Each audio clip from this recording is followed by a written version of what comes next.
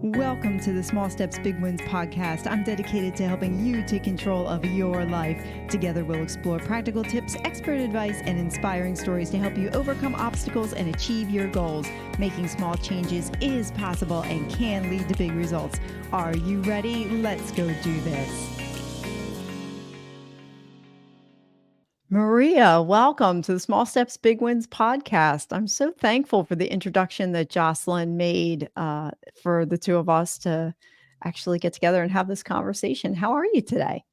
Thank you. I am great and really happy to have met you and to have this opportunity to have a conversation with you about things Yeah. that matter to both of us. And it will, yeah. I'm excited as well. I like to let my guests just introduce themselves, start your story where you'd like, and then we'll go from there. Cool. So, my name is Marija Parente. I'm actually a mom of two boys. I have two boys that are 7 and 10. I've been married, it'll be almost 12 years. I consider myself a New Yorker, even though I'm originally from Montenegro. So, I have a perspective of being outside of the country, I guess, culturally different. And I work as a total access coach. I consider myself an artist, but also a coach. And the total access is the name that actually I made up to summarize or to express in a very concise way what it is that I do. Even though you can't really put it in just two words, but that's what it is that I do. Total access coaching. Okay, we'll dive into that. Unpack what total access coaching is, because now I'm intrigued. Just the Mm. name alone. Well, we talked a little bit before about the play on words in the English language and how words are really made up, but we have our own meanings to what they are. Like we learn definitions of words when we're young and as we grow, but in reality, if we choose, we can pick a word and define it ourselves for our own definition. So, unpack total access and how it relates to coaching because now, like I said, I'm intrigued. Perfect. So total access, it really is totally accessing you, like who you are, who I think people really are, giving them total access, meaning accessing who we are from the perspective of a larger system. And that involves, for people who might be already trained in your audience and may know about these methods, it comes from a family constellation work or systemic constellation work. So it's looking at a larger system and how we fit into that system, or said more precisely, how we belong in that system. Comes from the premise that everybody belongs. So when I say total access, I really work with people to see their system, whether it's their culture, family, ancestry, education, cultural background, whatever, and seeing what they're coded for. Because when we were born, we're not a clean slate. You're either the first child, second child, first boy, or another gender, gender fluid, who knows, right? So there are all these codings that obstruct who we can create ourselves as in life. So that's one part of total access. And the other part is looking at, okay, now we're born. And around toddler's age, we start having a perception of life, what life really is. Things happen, we're dealing with reality. And the first time we don't like reality or what's happening, we begin to make up, oh, life is this way, or this person is like that. And that's from the perspective of a 2-year old. And then, as children, we continue to add meanings to experiences that we have in life. And by the time we're 20, we have defined our life entirely, so much so that from that point on, we're kind of replaying the same pattern. So, total access, the way the reason I use this word, and I actually worked with someone to help me define my work, is because I got to see that my work is really about unpacking all these obstacles to that authentic self or true self, soul essence. There are many different names we can call it, but that part of who we are that nobody can take away from us. Meaning, if you go alone and you're meditating on a mountain and the words disappear and the thoughts disappears, and you're observing your feelings, and you're just being, that's who you are, and no matter what happens, you can come back to it. And I found it that when people experience that and understand what it is and how to access it, life becomes creation rather than replaying old patterns, whether they come from systemic, from systems, from the background, and from something that didn't really start with them, or from something that did happen in their lives and then misinterpret it in a way that now obstructs what they think is possible. Oh, wow, that's fascinating. So, if I hear you correctly, then when we're young, our experiences are mapped onto us. In your work, are you able to help those overcome, I would say, negative coding? Is that correct to use it that way? Negative coding that may have happened in the younger years, to peel back those layers to find their authentic self on the inside, to come back to who they are. So that is possible, yes? Yes, and it's not just negative coding. I mean, negative is a matter of interpretation. It just is. It's the coding.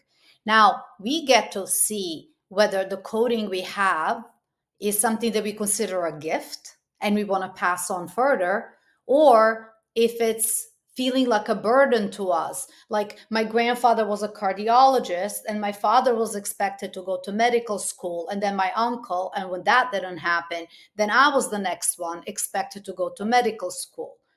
That could be a gift, but to me it wasn't. It felt like a burden because I wanted to help people in some way, but I'm super sensitive, and seeing blood and seeing sickness, like really as a strong empath, that just really wasn't my calling.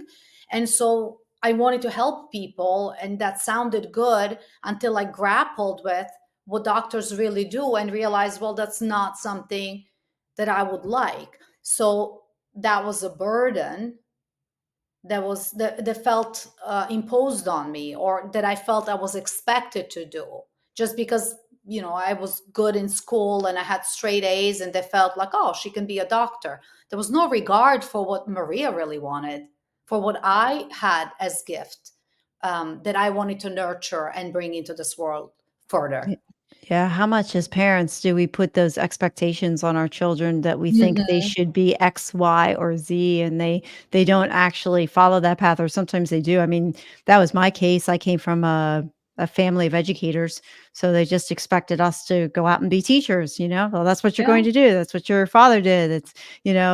That's just what you do." And how often we go into that and then we wind up not operating in what feels true. Like I went in and I taught, I like helping people, but teaching wasn't the method or the Yeah. mode that resonated the best with me in the environment that I had been given. How did you find your path? And it sounds like you were expected to become a cardiologist. Talk a little bit about, obviously you're not a cardiologist today. No, I'm not a cardiologist.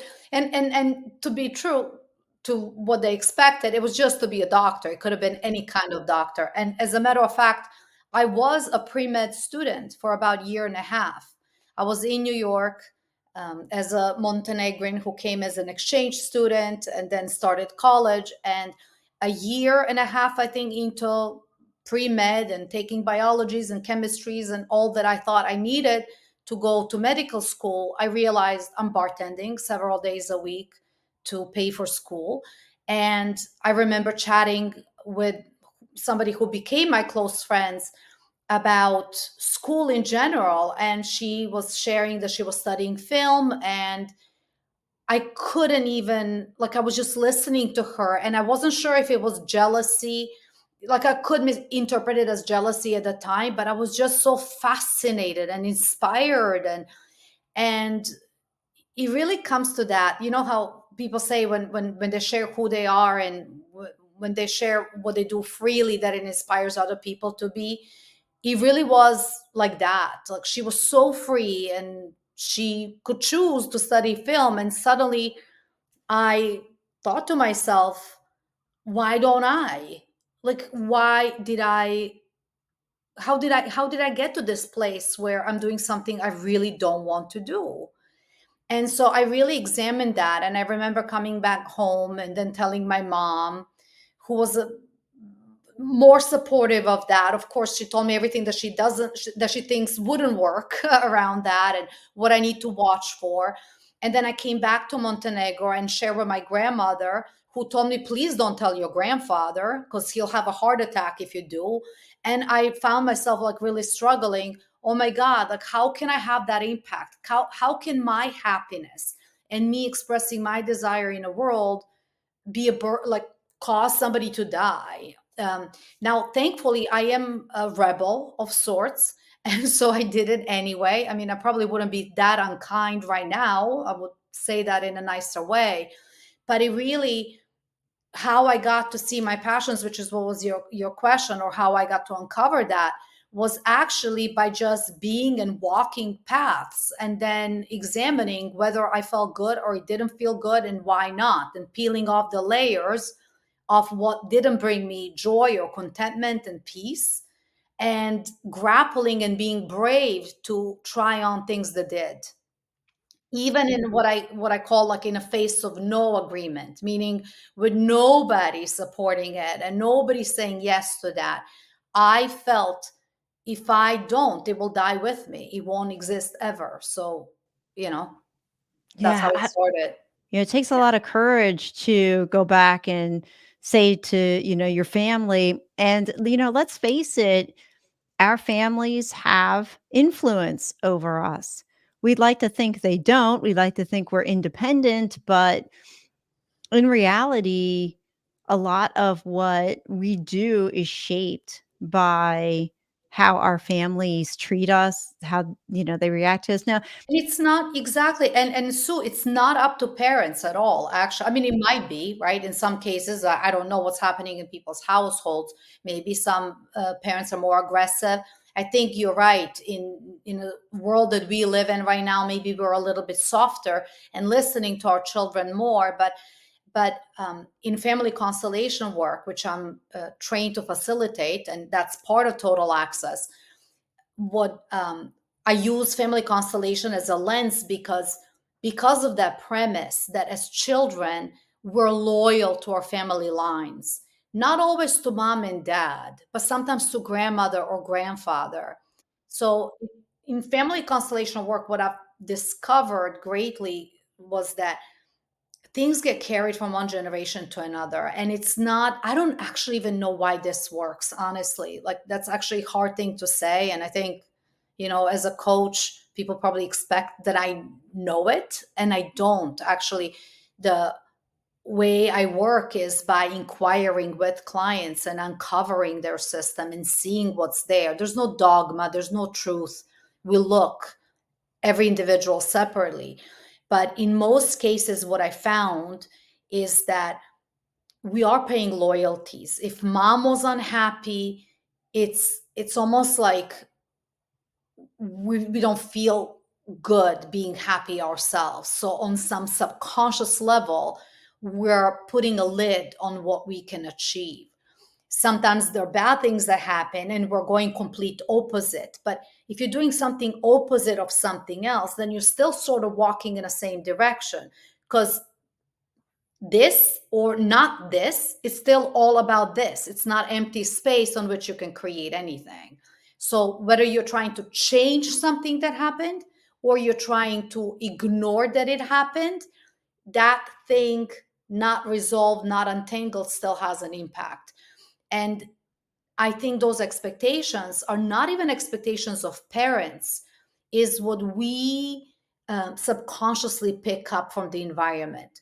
So, the importance of that, I mean, when I talked about total access, the importance of looking at our system and taking this lens is because our original system, the system we were born into, whether you're the oldest one or the middle one or the youngest one or anything like that, we actually end up replicating the system. Like, we begin to be the oldest child at our job, the oldest child in a relationship. Like, if people who sort of like, I'll give you an example because otherwise it's all theoretical, right? So in some cases, for example, if the father died young, Sometimes a child, if it's the oldest boy, he steps up to be a partner to his mom energetically, not physically, but energetically, right? He feels obligated.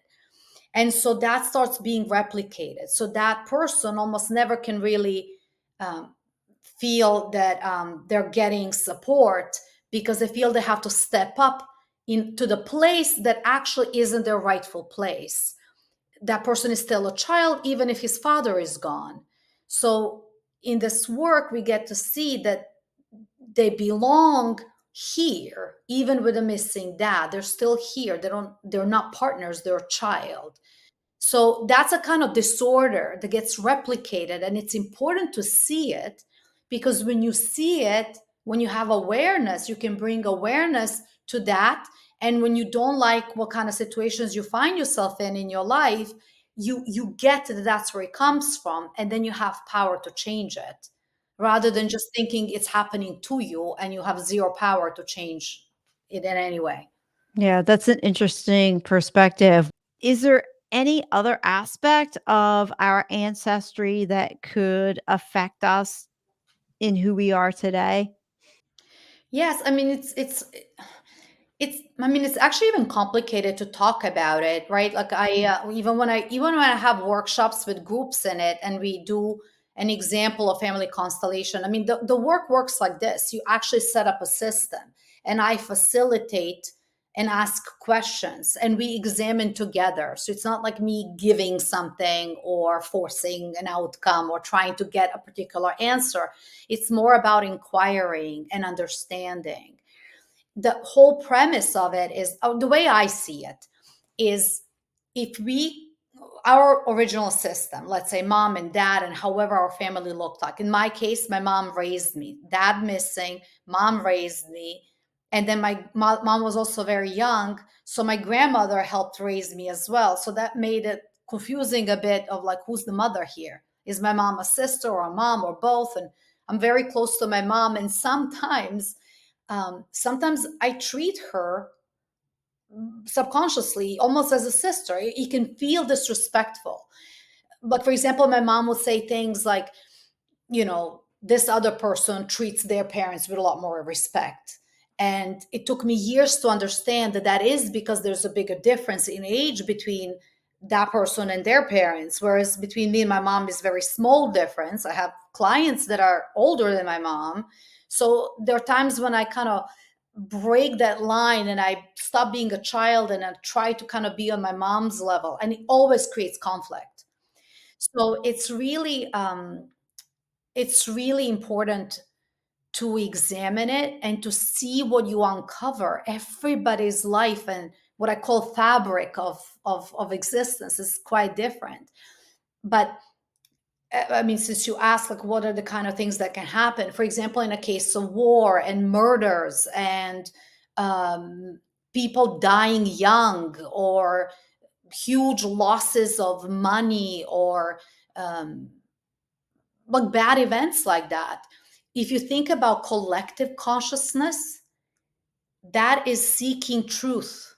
Like the consciousness itself is seeking truth. So sometimes people would wake up and feel ill, or they will feel strongly about something and not understand where it comes from. One way of looking at it, even though it's a little bit woo woo, but one way of looking at it is maybe the system is trying to reconcile something through a person. People are innocent. A bigger system is stronger than one individual. So it's really important, if you are creating your life, if you want to create a beautiful life, it's important to have regard for what wants to happen through you, because if that's not in alignment and if that's not something you want to do, you want to disentangle from that, be conscious of it so that you can create something new. I'll give you a simple example that I think happens so often. People work in an organization that they hate, and then they complain about the organization, but that's where they work and get money from and like that. So that's an issue, right? Like you have to be in agreement with something about the organization or find some kind of alignment. Otherwise it's probably damaging for you and you should probably quit and then go and do that someplace else. And often people who find jobs like that have something like that in their original system. So it's, I mean, I can talk, you know, for hours about that, right? Like every example is so different, but that inner image we have of our original system gets replicated. And when we see something more about who we are or what came before us, we're richer and we can create a richer life. So, yes, I didn't become a doctor, for example. I'm not a cardiologist, but I helped heal a lot of people's broken hearts through books, coaching, etc. And that I can do, that I can work on. My grandfather also written books. He's written about medicine and Shakespeare and combined fields that people didn't combine before, like literature and medicine and similar things. I do something similar. Like I took this awareness process and ego dismantling process and family constellation and transformational coaching and created this new cocktail that only I really do. Only I do this particular cocktail. You can find facilitators of one or the another, but you don't really find anyone that combines it in this unique way. So I turn that burden into a gift. That's an example of it. Mm. Wow. Okay, so okay, I'm just trying to process all of I that. know That's it's a amazing. lot. It's a That's lot. It's amazing. Yeah, really a lot. it Yeah. is a well, no, it is a lot, but it's beautiful at the same time. There's a lot of it, but there's beauty there because what you do is so unique, and I think that's why I'm having a tough time formulating a question off of that because 'cause you've done so much and you've put all of these components that you've studied together into this total access that that you have. What are some ideal clients? Like, how would somebody know that they would benefit from working with you versus, say, somebody else?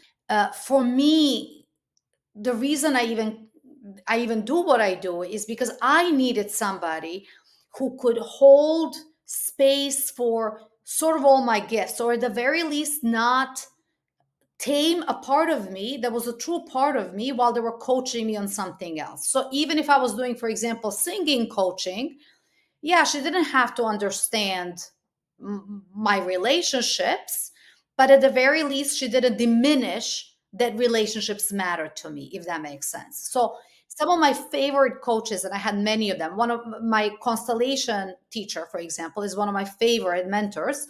And the reason for that is that even though she doesn't do everything that I do, she had that understanding. She's an artist. She's also a writer, author, teacher, speak. So she has all these identities that I identify with. Number one, and number two, she was able to hold space again because she does this work, systemic work, and has a larger view, so to speak.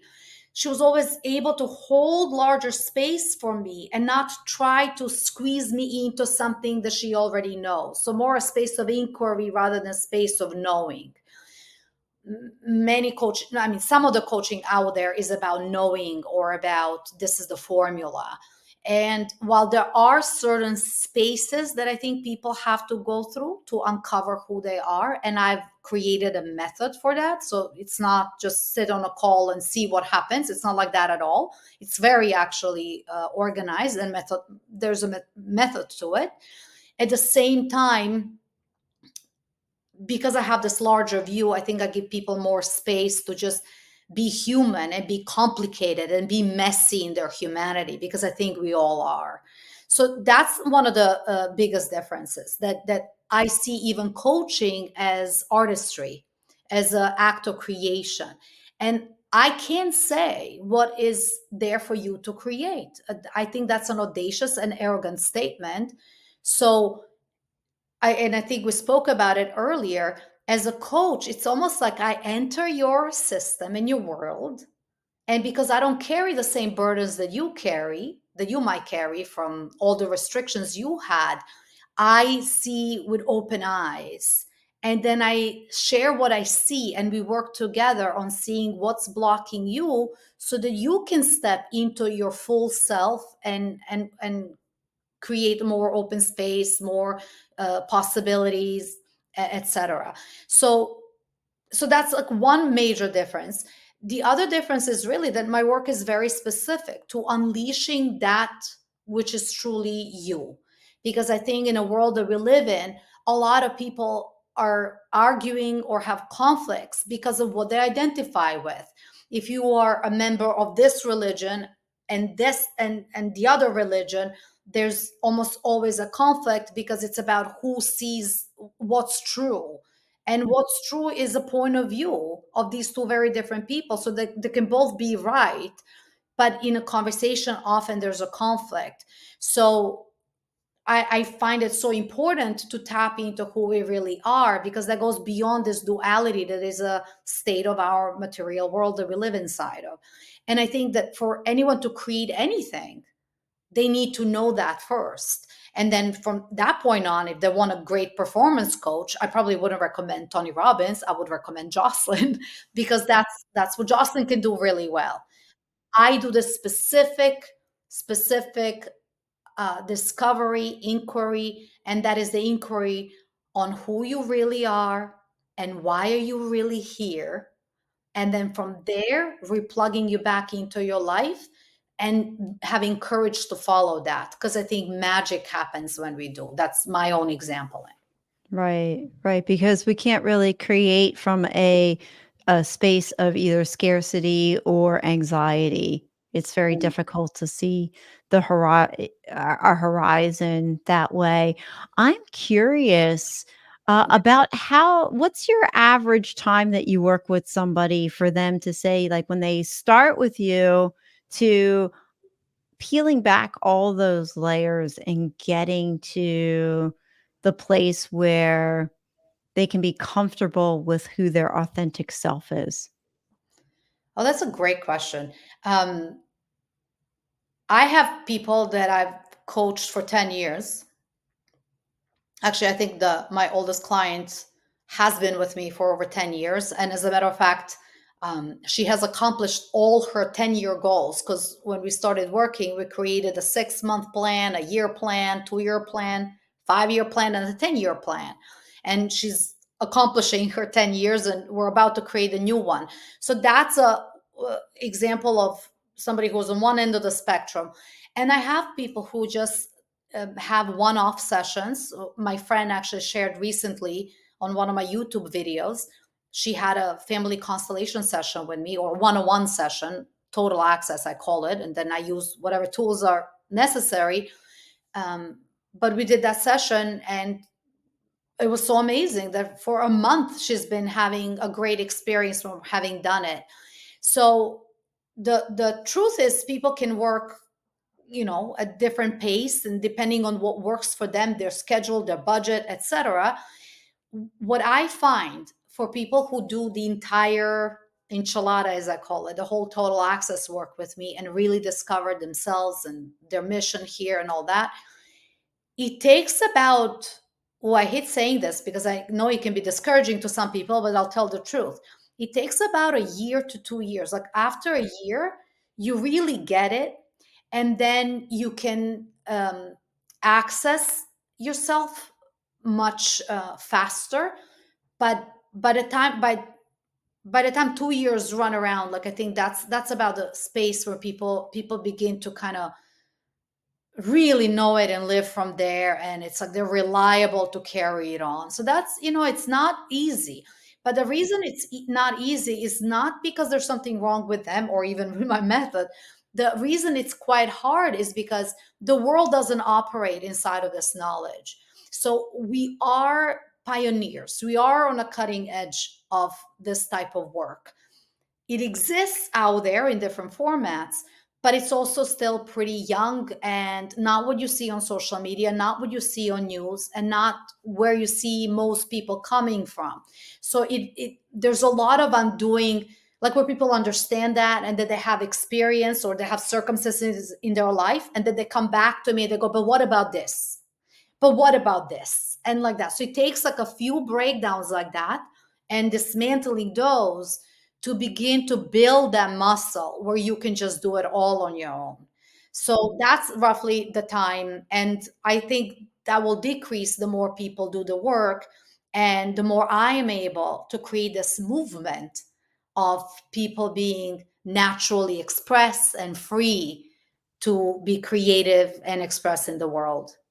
Yeah, because 'cause isn't the purpose of coaching to try and help people to no longer need a coach? I hate to put it that way, but the success of the coach is based on the fact that that person doesn't really need them anymore, or they move on to a different type of, coaching. Although I guess that's really not a fair thing to say because I've talked to people who have had coaches over a 20-year period and they change and there's some people I know have 6 coaches. Yeah. So, it's not a one size fits all. Yeah, it's not. If you're doing Yeah, I mean, coaching, and this is what we discussed before. Coaching is just a way of approaching something. Coaching means to help somebody accomplish something. So if I'm helping people live a life of awareness and growth and expansion, then sky's the limit as to how much or how little they can work with me. It's up to them. So it never really ends. Until we die, it doesn't end because we don't stop expanding.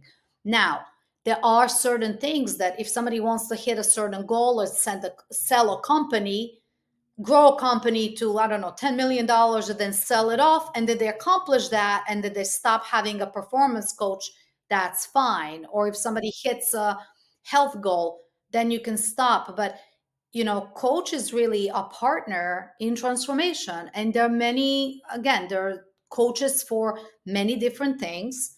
I think more and more I notice that in companies, even people that know something or have a level of mastery in something, they're getting training, coaching training, so that they can learn how they can take what they know and what they mastered and pass it on or teach somebody in the same methodology. I think that's probably a future for me.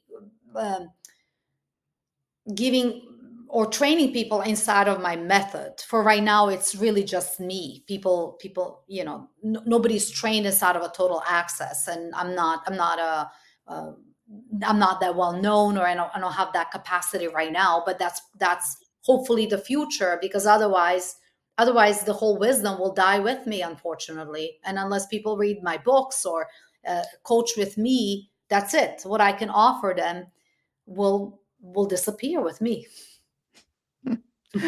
Yeah, well, I guess all of us in some capacity need to figure out like what we do and if we can scale it in some way. But you know what? I would actually disagree with you ever so slightly that if you die and you don't teach anybody, it dies with you.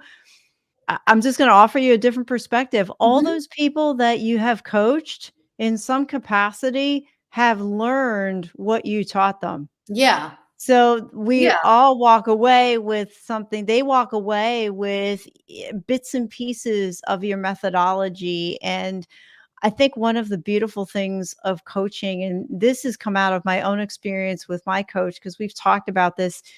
And I asked him, why do you coach? What's the drive? And I'll ask you this in a minute. But for him, his drive was that, he realizes that he not only changes my destiny, my future, but that I go out and because I'm changed, I go and I change other people around me, whoever I come in contact with, Yeah. so that one person Oh, actually it's like fractal effect.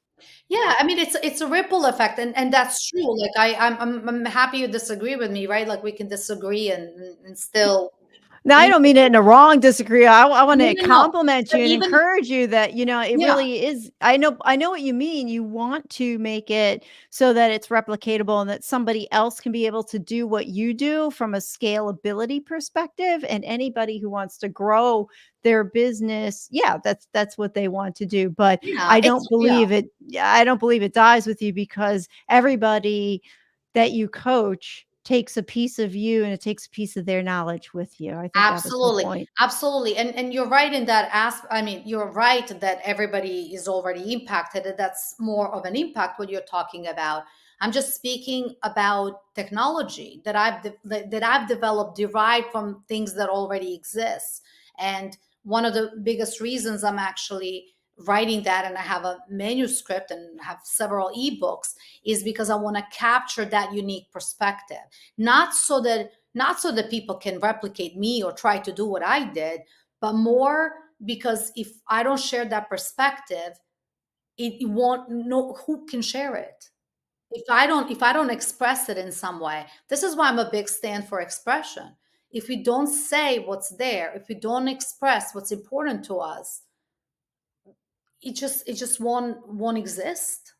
Like if we're not attending to it. So it doesn't come from a scarcity point of view or even from self-importance.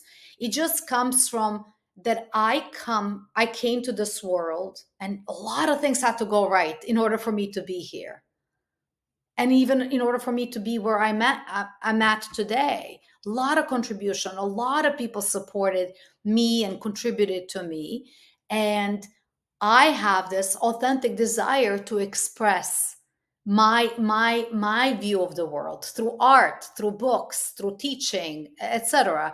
And so that's, I mean, I think that's what you said you were gonna ask, what drives me. That's what drives me, like really an impulse of creation, like the expansion, because even when I share it, I am present to something new. It's almost like I declutter something and let it go into the universe so it can live on its own. And then I create more space to learn something new and grow even more. So, not from a perspective of attachment, but from the perspective of being in a flow of life and continually giving back, not even giving back, but giving forward more likely what I've gotten, and then receiving more and being a conduit of what's possible.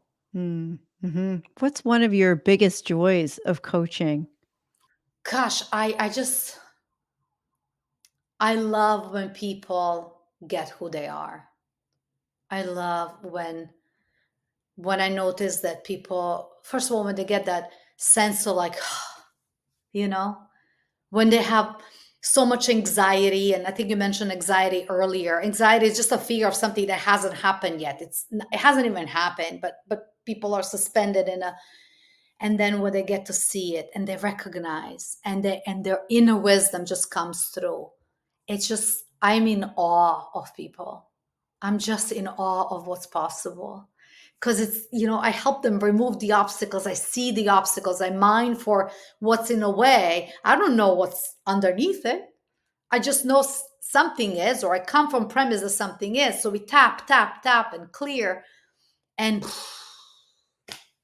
magic. It just really gets me every time. It moves me to pieces when you see the limitlessness of who people are underneath the complaints and all the things. Yeah, when you remove all those blockages and you really go down deep to who the person really is, it's gotta be a sense of satisfaction. I can see it in your face as you're It's just, talking yeah, about it. it's really so, it's priceless, because when people get who they are, I get to be who I am, and it's this mirroring. It's magical. It's magical.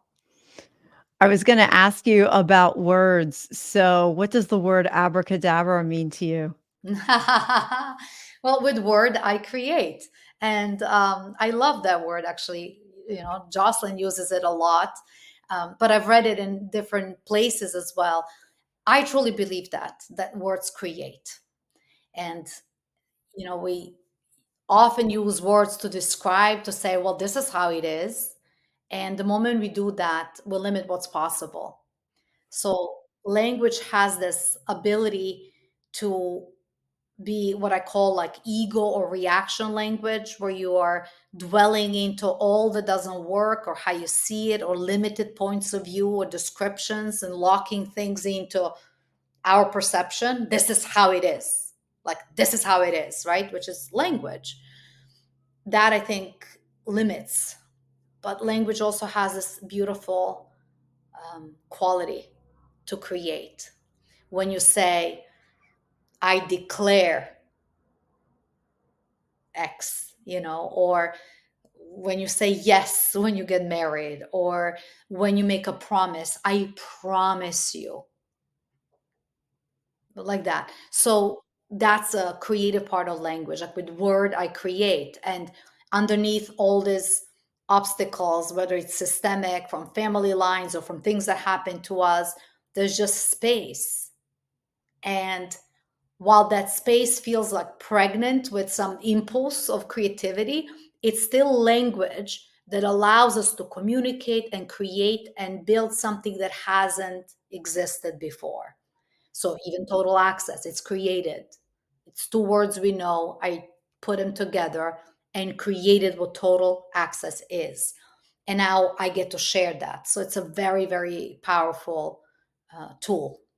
Language and abracadabra with word we create because we made up language. Yeah, yeah, true, true.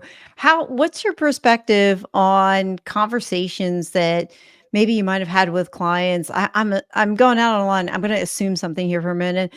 Conversations where people will say something and they think they're creating with their words, but they're really not. I'll give you an example. I would think common would be they're not a millionaire and they say, "Well, I'm a millionaire," or they say something that's not true yet.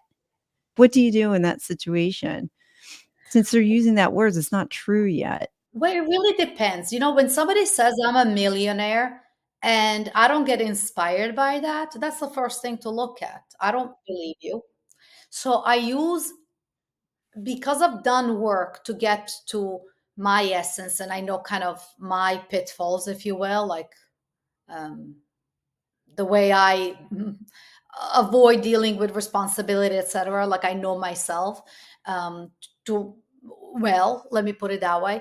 Um, I use myself as resonance, and I think we're wired for resonance. So when somebody speaks something and it's authentic, we feel it, and I think that's more biology and neuroscience, etc. But that's my experience. So let me just speak from my experience. So I use that as a resonance. Now, I would never tell people, oh, that doesn't inspire me. Rather, I would notice that it didn't inspire me. And I would ask something like, well, does that inspire you? And then that's opportunity for them to say, well, I don't know. And if it doesn't, then we look at why it doesn't. And then they would probably say something that could be what's limiting their ability to see that that's possible. Because if they think it's possible and they believe it and they're inspired by it, there's nothing wrong with them saying that, even if they have zero money in their bank account. Only time I will examine that is when they say that and they're not inspired, they're forcing something, they're trying to be something they're not, and I use myself to determine that. Of course, asking questions, being didactical, not assuming anything. Mhm, mhm. I love your answer, and I'm glad I asked the question because you touched on the authenticity piece of what somebody's saying. That's the first component. The second thing I picked up on is if it resonates with you or resonates with them, and there's an energy that people put off themselves, sometimes maybe Mm. not even realizing it. And if the aura that surrounds them or how they speak those phrases, those words, whatever they say, if their aura or their countenance doesn't match what they're saying, then there's that disconnect there. Yeah. And I love that you brought up that you don't directly say something to them, but instead you use a series of questions and you dig a little deeper. And a good coach will do that. A good coach will Yeah. ask the questions. A good friend will do that. Coach, friend, doesn't matter. A Yeah. good friend, a good coach is somebody, instead of them telling you what to do, if that's not what you're looking for, right? Sometimes you have to be told what to do, but if you're not Exactly. looking to be told what to do, that person speaking to you is most useful to you through a series of questions to actually figure out what it is that you're trying to say or feel or uncover. Yeah, exactly. And so here's the other piece that I should include just for the full answer. if I don't believe for myself that something like that is possible, or if I have something that I haven't reconciled around money or creating a lot of money, and if I can't get out of the way, so to speak, then that might be what's not having the resonance. We have that often. I mean, I've seen people that are like super happy and creating something really amazing. And if I was in a bad space in my life for whatever reason, there will be this discord as well, like dissonance in that space as well. But that didn't have to do with them or with them, it had to do with me.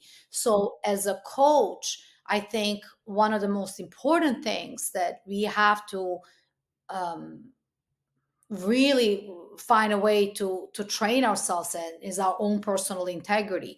I may not be able to make $1 million, that's okay, but with word I create. So if I say something is important to me, I need to be working towards it and putting my money where my mouth is, so to speak, so that I understand what it means to create in the world. Because if I know the principles of creativity and what it takes to create in the areas that are important to me, I have no problem listening to somebody creating money or something else that maybe I don't want to create. In this case, it's not true. Like I would love to create money as well. But that's what I think makes us a good coach. And given what you do and what you're creating, I think it's useful to share it in this conversation that to be a great coach, because you're not a teacher, you're not passing on the knowledge, you are inquiring in something. You also have to be somebody who's willing to be coached and who's willing to learn. And the moment we stop growing and expanding and learning, that can get in the way of us being great coaches. So for me, um, what gives me, what I feel gives me permission, how I give myself permission to do what I do and to coach and to tell people that I can, is the fact that I'm creating and expanding and willing to look at things differently. Mm, mhm. What you were saying just kind of flows into the question that I had for you. I want you to talk about your definition of coaching. So, I mean, simple definition of coach is just somebody who helps people uncover blind spots and then helps them achieve whatever they say they're achieving. My goal is total access, accessing you that is limitless. Let me say it that way. So that's the goal. Um, so uncovering blind spots or what you will, I mean, you can expand on that definition, but it's helping people achieve something faster, more efficiently, better. Now, again, as I said, coaching is a really generic term. It's like saying a teacher of what, right? Like, so that's where we have to kind of look at. What Besides, kind of mind shift does a client have to go through in order for them to be a really good receptor to what a coach is going to do for them? yeah. So I don't know generally. In my experience with my clients, is what I listen for is, are they committed? Because when I have an experience that I'm trying to sell somebody something or convince them, and it feels like I'm talking too much about the same thing and it feels like I'm repeating myself, I begin to get, okay, I am the one generating this conversation and doing more of the work. And what I'm listening for is, does the other person want what I have to offer? Are they committed? Is there something in what they hear in me speaking or in who I'm being that they want for themselves? And if so, am I the best person for that? So I really haven't cracked the code for like what works for everybody. As a matter of fact, um, in parts, I can't say I'm struggling because I'm turning the struggle around and really being an inquiry of how social media works.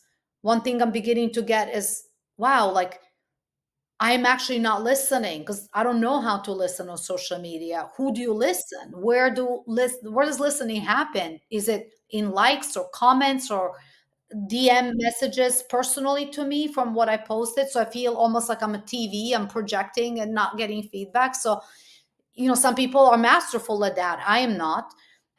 So in person conversation, the thing that makes a person a right client is they heard something, or they feel a restriction or lack of freedom or lack of contentment in their life, or they feel they don't know who they are and they want to know, because not everybody wants to know, in my experience. Otherwise I'd be very busy.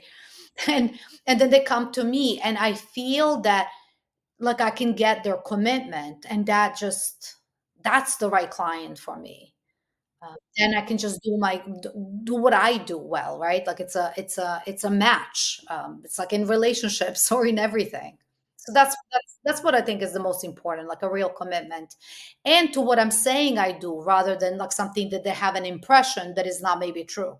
Yeah, I've heard it said too that, the coach chooses the client just as much as the client chooses the coach, and Yeah, then when that happens, there's a synergy there that allows, the client to grow, but also enhances the life of the coach. absolutely. I mean, I absolutely adore my clients because they're also people who use my gifts directly. That's such a special bond. Like, I was born with gifts. I learned things that I can pass on, and they're allowing me to be in a flow of life by having received something and now being able to give it forward or pay it forward. It's amazing. It just I absolutely love it. I absolutely love it. Oh, great. Well, Maria, I'm so grateful for our time together. As we come to a close, there are 3 questions I usually ask of all of my guests. So, are you ready for the core 3 as I call Or them? All right. The first is, please share a book or a podcast that has had a significant impact on you. I love the book, Hadrian's Memoirs by Margaret Yourcenar. So the most fascinating thing about that book to me is that the author tried to replicate the life of Hadrian, of the emperor.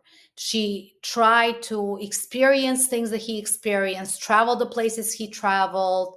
It's been a long time since I read it, but that's something that will always blow my mind, that that she did so much research. It took so many years to try and understand what the life looked like through the eyes of this emperor, and then write a book about his life as he was facing death and the wisdom of that. It's just probably one of my favorite books. Wow, Yeah. cool. I've never heard of that one before. What's one question or topic you wish I would have asked about, and how would you have answered the question or expanded on the topic? Hmm. I really didn't come with an expectation at all. So It's quite all right. yeah, no, yeah, I just came to this to just have a conversation and share, and what I will say is that I do appreciate that you do the podcast and that you do ask coaches to share who they are and what they do, because I think that increases the chances of people finding the right coach, and that I appreciate. And now that you gave me the chance, there you go, I said it. Well, thank you. I appreciate that as well. And as we close, what is one small step that someone can do today that's going to help them change their tomorrow? Commit yourself to asking small, medium, or big asks. Make like 5 asks a day, 5 requests, 5 questions, get curious. 5 asks a day. That's something that is just present for me. It happened out of one of the last sessions that I led. Um, we started a little group of asking, and it got me really present to how little some people ask, how much we are just so mindful of one another that we try to not impose, and we don't ask, and when we don't ask, we're not in the flow of receiving and giving, and so it gets very complicated. But I will just leave it at that. Like, make 5 asks a day of people in your life and see what happens. Oh, I love it. Well, how can people find you and reach out to you? The best way to find me is through my website, mariaparente.com. It's spelled with a J, Maria. And I think through your website as well. So that's another way. And then email maria@mariaparente.com. Okay, So perfect. Well, Maria, thank you again for the gift of your time. This has been an amazing conversation. I so appreciate you, and I appreciate Jocelyn for connecting us as well. I look forward to having you back on the podcast again when awesome. you would like. Awesome. Thank you so much. I'd love to come again. Thank you for listening to another episode of the Small Steps, Big Wins podcast. I value your time with me, and I seek to make every moment count. In order to make lasting change in your life, listening is usually not enough. So I want to ask you, what practical steps are you going to put into action today as a result of listening to this podcast? Remember, any step, any action, no matter how small, starts your journey to a big win. And if you're not sure where to get started, check out my website, personalcoachfinder.com, and find someone who can help. Remember, life doesn't get better by chance, it gets better by choice. Take small steps today and make your life awesome, friends.